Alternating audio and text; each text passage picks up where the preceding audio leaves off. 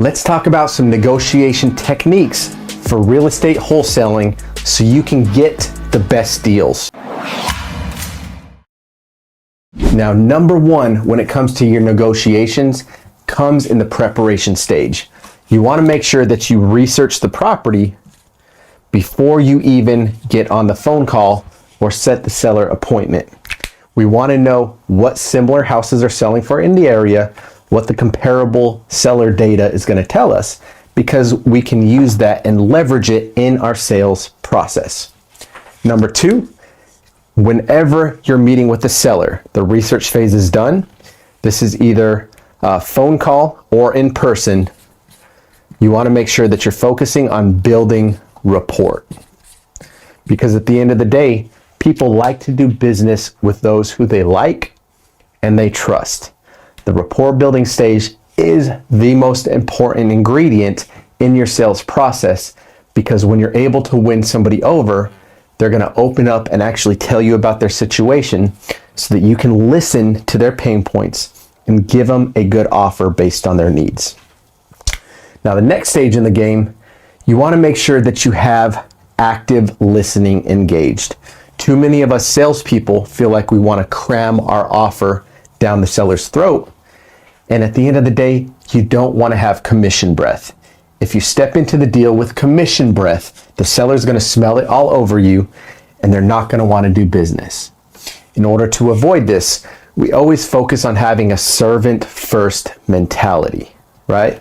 We want to identify, number one, how can we serve this seller in their real estate situation? Now, the way that I use this in a negotiation, one of the first things that I say when I'm meeting with them, hey, Mr. or Mrs. Seller, my ultimate goal in meeting with you today is to identify how I can best serve you. Yes, we're in the house buying business, but at the end of the day, I want to help you get out of this situation to create a win-win opportunity for both you and myself. How does that sound? It's a great opener. It earns their trust and builds their rapport up front.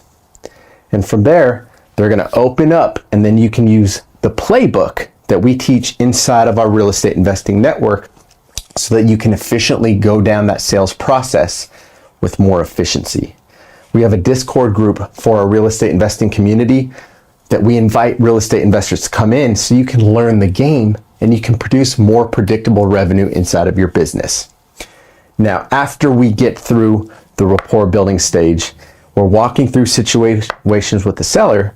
At that point, we're going to go through the house and we're going to assess any repairs that need to be done, right? Obviously, all of these repairs are coming off the bottom line, and we can use them as leverage when it comes to the negotiation piece. After the house walkthrough, or if you're on the phone, the property identification piece where we're actually pulling out those distress points, after we've gone through that and we've accurately assessed repairs, then we can start moving into the negotiation stage. If we're in person, we always like to negotiate at a table. You don't want to be standing eye to eye. That kind of, in a sense, expresses a sense of dominance. But we sit together. One of my good buddies, Andrew Lucas, calls it the pain train, right? We're sitting on the same side of the table. We're going down the pain train, right? But we're working on their behalf. We want the seller to feel like we have their best interests at heart and we're here to help them. We're here to serve them.